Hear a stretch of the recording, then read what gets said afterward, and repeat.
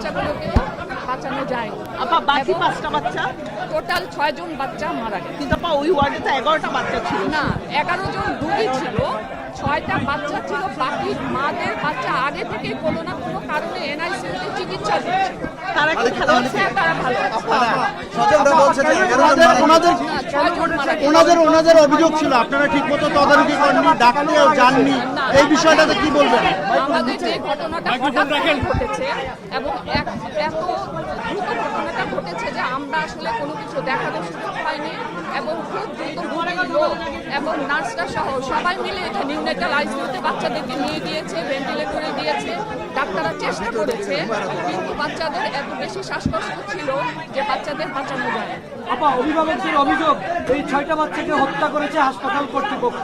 হাসপাতাল কর্তৃপক্ষের অবহেলার কারণে এই ধরনের ঘটনা ঘটেছে। আমরা এই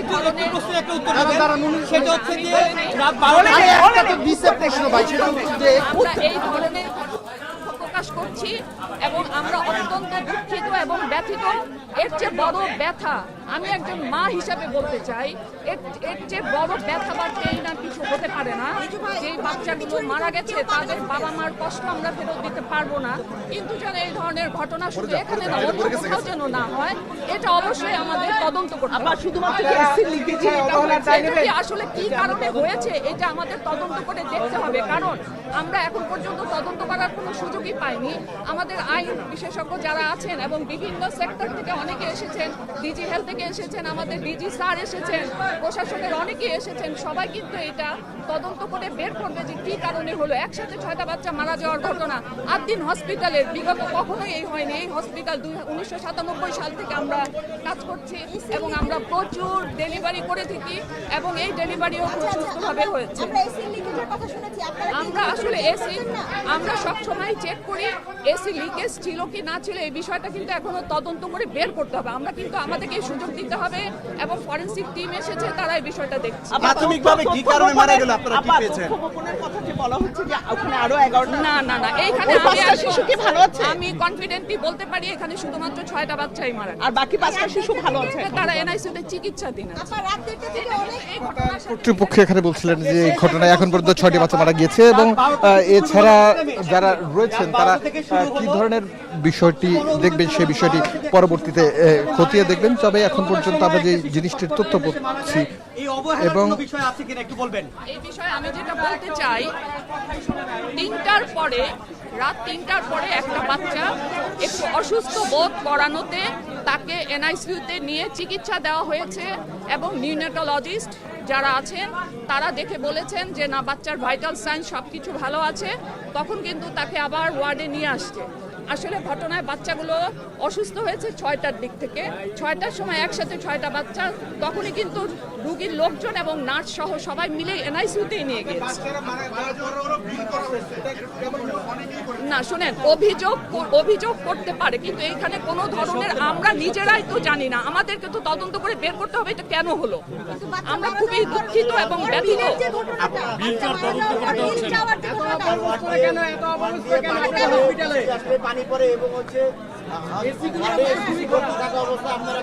আচ্ছা, যদি কোনো ধরনের এই ধরনের এসির অবস্থা খারাপ অথবা অন্য কোনো কিছু আছে কিনা সেটা আমাদেরকে দেখার সুযোগ দিতে হবে।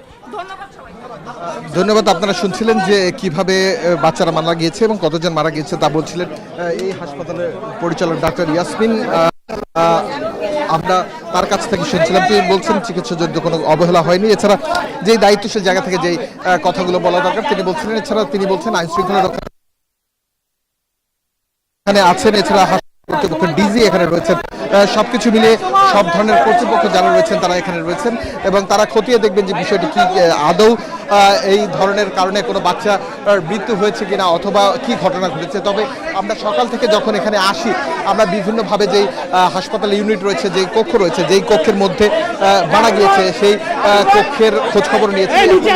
আর কিছুক্ষণের মধ্যে স্বাস্থ্যের ডিজি কথা বলবেন, সেই জিনিসটি আমরা দেখানোর চেষ্টা করব এবং কি হয়েছে সেই ঘটনাটি পরিপূর্ণভাবে আমরা তুলে ধরার চেষ্টা করব। তবে এখন পর্যন্ত আমরা এই তথ্য পেয়েছি যে এখন পর্যন্ত আদ্দিন হাসপাতালে শিশু অর্থাৎ নবজাতক মৃত্যু হয়েছে 6 জনের। এ বিষয়টি নিশ্চিত করেছে হাসপাতাল কর্তৃপক্ষ। তবে আইন শৃঙ্খলা রক্ষাকারী বাহিনী সেটি খতিয়ে দেখার চেষ্টা করছে যে 6 জন না, সে সংখ্যাটি আরও বেশি। এখন পর্যন্ত যারা মারা গিয়েছেন তাদের কাছ থেকেও বিভিন্নভাবে বিল নেওয়া হচ্ছে, এমনটাও অভিযোগ আমরা কিন্তু বিভিন্নভাবে পাচ্ছি। এই মুহূর্তে আমরা হাসপাতাল ভেতরে রয়েছি, আমরা ভেতর থেকে ঘুরে ঘুরে দেখেছি যে ইউনিটের মধ্যে এই ঘটনা ঘটেছে, অর্থাৎ যে ইউনিটের মধ্যে সেই ইউনিটের যে অবস্থা সেটি খুবই বাজে। আমরা সেই ইউনিটের বিভিন্ন কক্ষ আমরা ঘুরে দেখেছি এবং আমরা বোঝার চেষ্টা করছিলাম যে আসলে কিভাবে মারা গিয়েছে। যে এসিটি, সেই এসিটিও যথেষ্ট নোংরা হয়ে পড়ে আছে। সবকিছু মিলিয়ে আমরা দেখতে পাচ্ছিলাম আমাদের হাসপাতালের যেই ডেলিভারি ওয়ার্ড রয়েছে সেই ডেলিভারি ওয়ার্ডের ডেলিভারি হওয়ার পর মা এবং মেয়ে থাকার যেই ব্যবস্থা, মা এবং সন্তানের যে থাকার ব্যবস্থা, অর্থাৎ যেই ওয়ার্ডগুলোতে ভাগ ভাগ করে পাঠিয়ে দেওয়া হয় সেই ওয়ার্ডগুলোর পরিচ্ছন্নতা নিয়েই প্রশ্ন সাধারণ চোখেই দেখা যায়। সেক্ষেত্রে কর্তৃপক্ষ কি মনে করছে, কি বলছে, সেটি এখন এখানকার বড় উত্তর হয়ে দাঁড়িয়েছে। আমরা এখন পর্যন্ত দেখতে পাচ্ছি এখানে যে কয়জন শিশু মারা গিয়েছে তার মধ্যে 6টি নবজাতক শিশুর কথা বলা হচ্ছে, তার মধ্যে প্রবাসীর সন্তান রয়েছে। আমরা কিছুক্ষণ আগে সাইফুল নামে এক প্রবাসীর কথা শুনতে পাচ্ছিলাম, যিনি সৌদি আরব থাকেন, 1 বছর আগে বিয়ে করেছেন এবং প্রথম সন্তানেটি, সেই প্রথম সন্তানের মুখ শুধুমাত্র ছবিতেই দেখেছেন, সামনাসামনি তার দেখা হয়নি। এখন তার মা কাছে কি জবাব দেবেন তার সন্তানকে? সবকিছু মিলিয়ে অবহেলা জনিত মৃত্যু নাকি এটি কোনো দুর্ঘটনা না স্বাভাবিক মৃত্যু, সেই বিষয়টি খতিয়ে দেখার দায়িত্ব বাংলাদেশের যারা স্বাস্থ্য অধিদপ্তর রয়েছেন তাদের। তবে প্রশ্ন এখানে একটাই, সেই সক্ষমতা বাংলাদেশের কতটুকু রয়েছে যে মানুষদের তারা যে দেখাবেন অথবা তাদেরকে যে করবে সেই সক্ষমতা কতটুকু রয়েছে, সে বিষয়ে নিশ্চয়ই এখন পর্যন্ত আমাদের বিভিন্নভাবে প্রশ্ন রয়েছে। আমরা এই মুহূর্তে আদ্দিন হাসপাতালে রয়েছি। এখানে আমরা দেখছিলাম যখন হাসপাতাল কর্তৃপক্ষ এবং প্রশাসনের লোকজন বিভিন্ন জায়গায় ঘুরে দেখছে, খতিয়ে দেখছে বাচ্চা কতজন ছিল।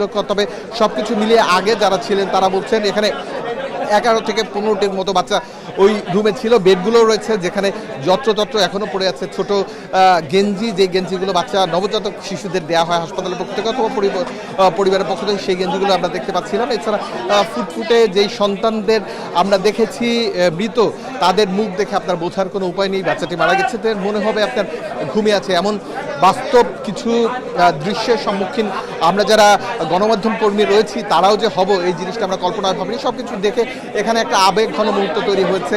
সবার দুঃখ দুর্দশা, বাংলাদেশের চিকিৎসা ব্যবস্থার যে অবস্থা এবং অবহেলাজনিত মৃত্যুর কারণে যে সহজেই পার পেয়ে যাওয়া যায় সেটি আপনারা নিশ্চয়ই কিছুক্ষণ আগে বুঝতে পারছিলেন। যিনি আদ্দিন হাসপাতাল পরিচালক রয়েছেন তার কথায় তিনি আত্মবিশ্বাসের সাথে বলছিলেন এটি কোনো অবহেলাজনিত মৃত্যু না, যদিও তিনি এটি এখন পর্যন্ত তদন্ত করে দেখেননি।